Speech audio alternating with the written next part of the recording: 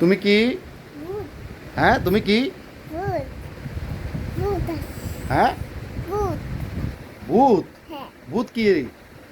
আমি টিকটকে দেখেছি হ্যাঁ আমি তুমি কোথায় দেখেছো? টিকটকে কি দেখছো? ভূত সেখানে কেমন করে? আও দুঃখ বইতে বলে পরে তারপরে কি করে? বলে আমি ভয় পাই হ্যাঁ তারপরে? বলে আমি মাথা কামড়ি ও মার জন্য কান্দো পরে?